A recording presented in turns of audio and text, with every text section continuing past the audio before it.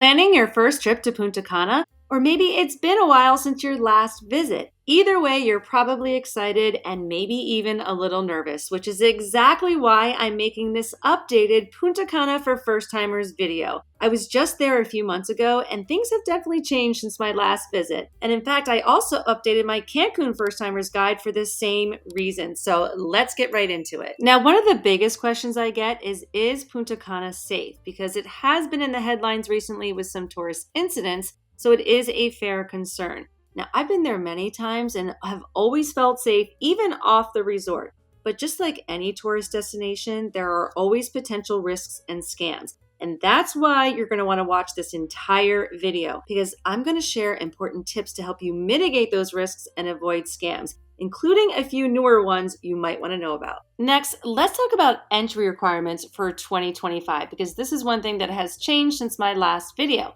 Now, Punta Cana is pretty easy to get into, which is part of why it's such a popular tourist destination. Now, to enter, you'll need a valid passport. Make sure it's good for at least 6 months past your travel dates. And then the new thing is you must fill out the Dominican Republic's e-ticket form.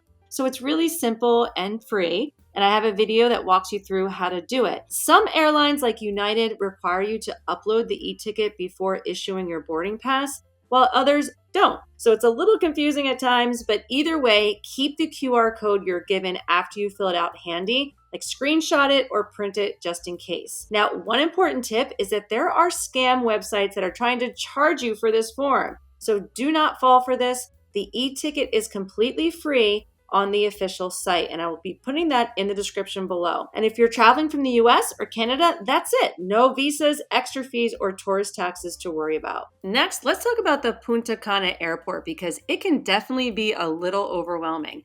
And I do have full walkthrough videos of both arriving and departing from this airport, so make sure you check those links in the description. But for now, I'm just going to highlight the most important things you need to know to make your travel smoother. Now, when you arrive in Punta Cana, you'll go through immigration and customs, and the lines can get really long, especially if you're traveling with kids. So prepare ahead of time, or even consider a VIP fast-track arrival service that the airport offers for an additional charge, which I will talk about in a minute. Now, make sure your e-ticket form is filled out. They don't always ask for it, but it's better to have it ready. Now, one big tip is avoid checking a bag if you can. Baggage claim here can take a while, and like Cancun, Punta Cana has a reputation for things occasionally going missing from suitcases. So if you must check a bag, keep valuables out of it. Now, once you clear customs, which is basically just putting your bag through a scanner, you're going to walk through what they call the Shark Tank. It has a lot of different nicknames, but this is where people try to sell you excursions and timeshares. And my advice is don't stop, just keep walking until you're outside the airport. Now, for transportation, definitely book a private transfer ahead of time. I do not recommend grabbing a taxi or shuttle on the spot.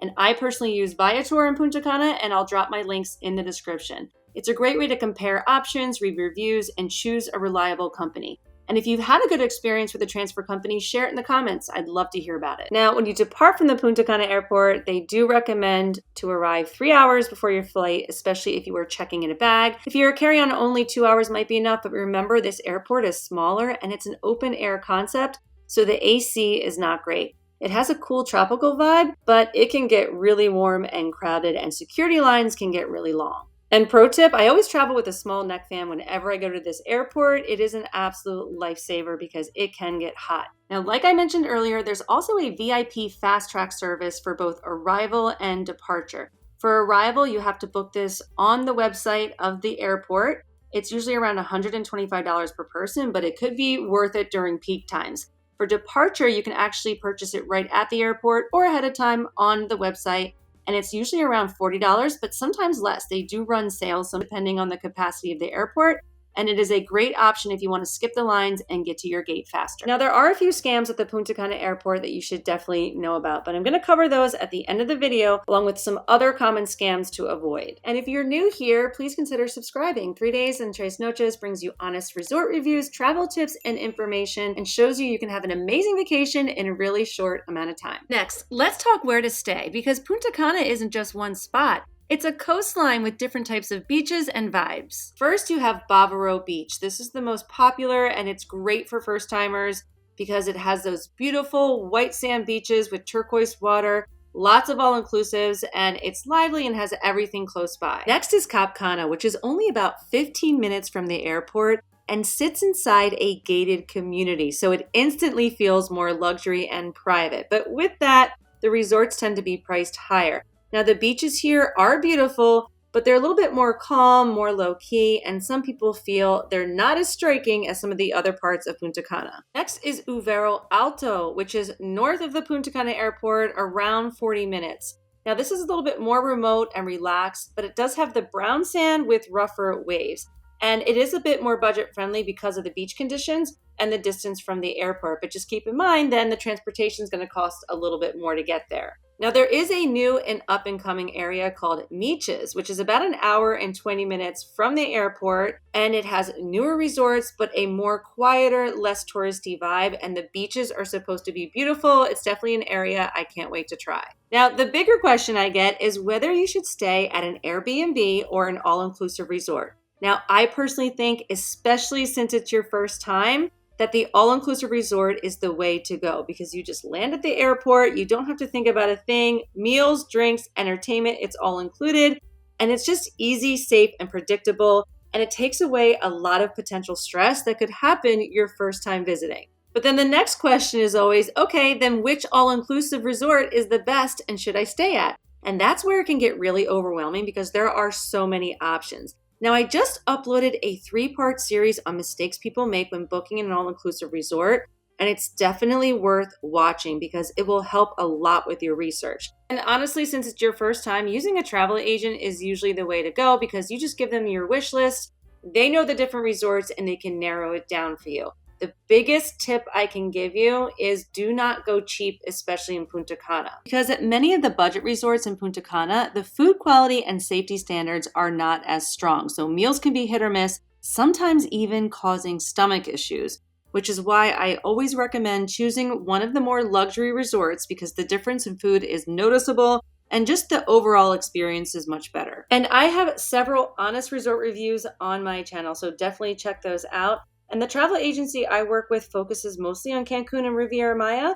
They can absolutely book Punta Cana resorts too, so I'm going to put all of that information in the description below. Now, one very important tip when you are planning your trip to Punta Cana is that similar to Cancun, it can get hit with sargassum, which is the seaweed that just piles up, and it can get pretty bad there. Now, the season usually runs from about April through September, and this year was one of the worst I've ever seen. And it's very unpredictable and can vary by resort and even by day. Now, when is the best time to visit Punta Cana? So December to April is peak season. This is when the weather is usually better, but it's also when the prices are higher and the resorts tend to be busier.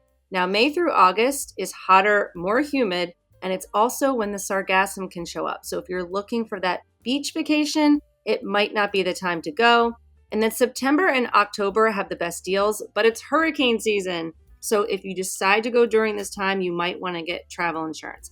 My favorite time of the year is usually late November to early December because it's great weather and usually smaller crowds and you can get really good rates. Just remember, this is a tropical island, so rain can happen at any time. In fact, even during dry season, it tends to rain a little bit every single day. So now that you're in Punta Cana, what is there to do? Well, the all-inclusive resorts usually keep you busy with activities from morning to night. But if you want to explore the island, excursions with reputable tour companies are the safest and best way to do it. Now, the most popular are usually snorkeling trips, party boats, and the must-see Saona Island, just to name a few. I always book mine through Viator, and I even have my own Punta Cana Viator shop with the top-rated tours that I'll link in the description. I've also done several excursion videos on my channel, so check those out. And if you've been to Punta Cana and have a favorite excursion, share it in the comment section below. I'd love to hear your thoughts. Next, let's talk Dominican pesos versus the US dollar. Now, this is just my opinion, but for most first-timers, I would say US dollars are the way to go because resorts and excursions prefer them, and it just makes everything easier so you don't have to have the hassle of converting to pesos. Now, with tipping, yes, there is a tipping culture in the Dominican Republic. Like most of these islands, employees make very little per hour and rely on tips as part of their income. So tipping is appreciated and it does go a long way. If you're unsure what to tip, I have an entire tipping guide on my channel that you can check out, but honestly, just a little really makes a difference. Now, before we get into the most common scams that can happen here, one really important thing you need to know is that English is not as widely spoken here in Punta Cana as it is in Cancun. Even at the resorts, you may notice that sometimes only about half the staff speak English. Now, at the luxury properties, it's definitely more common and even required, but not at the mid-range or budget resorts. But don't let that worry you, because most of the time you can still communicate with just a few simple Spanish phrases. And I actually have a video that goes over the most useful travel phrases in Spanish, and I'll link that in the description below. Now let's finish with the top scams to avoid in Punta Cana. And if you have found this video helpful so far, please give it a thumbs up and consider subscribing to my channel. It would mean the world to me. Now, these things I'm about to share are not here to scare you, but just to help you travel smarter. So the first one is the timeshare pitch. Whether it's at the airport or inside the resort, you're going to hear offers of a free tour or a welcome gift, but in reality, it's a long timeshare presentation that takes hours out of your vacation. In fact, anytime you're at the airport, my best advice is don't speak to anybody except the private transfer that you've already set up. Which actually leads me to the next thing that can happen at the airport with the taxis. Now, if you don't arrange private transportation ahead of time and wait to get a taxi when you get there, drivers will often quote high flat rates. Sometimes you'll even agree to a price with one driver and then a different driver takes over and asks for more. So always confirm the fare directly with the driver before you get in, or better yet, pre-book a private transportation service, which I will put the links to the ones I use from Viator in the description. Another common scam happens right on the beach. You are going to see a lot of people selling stuff on the beach in Punta Cana. So excursions, souvenirs, even offering to take a picture of you with a monkey or parrot. Now, many of these are overpriced, or they switch the price on you, or the item is actually fake, like the cigars. Now, I'm not going to say every vendor is a scam, because I have bought hats and sunglasses and jewelry on the beach, but it just comes with a lot of hassle because they just keep haggling and they want more money out of you. So really, that is up to you. But in general, the best rule of thumb is just to say no gracias. And if you are going to book an excursion, do it through your resort or through a trusted app like Viator. And just one final piece of smart traveler advice, because theft can happen anywhere. And in Punta Cana, I have heard so many different stories. I already spoke about not putting valuables in your checked-in luggage, but also leave expensive designer bags or sentimental jewelry at home. They can get lost or they just draw attention. Now, even hotel safes are not foolproof. So keep essentials like your passport and cash with you, or I always just lock them in my suitcase. And another thing I see a lot, and I'm guilty of it too, is people putting their phone in their back pocket, which is basically an invitation for someone just to grab it. So at the end of the day, a little caution goes a long way, so you can just relax and enjoy your trip. And I always love hearing from you, so if you have any more questions about an upcoming trip to Punta Cana or you want to share your experiences, just drop those in the comment section below. And that's a wrap for Punta Cana for first-timers. I do hope you enjoyed this video. Please like and subscribe and keep following me at 3 Days and Tres Noches. You can also find me on Instagram and TikTok.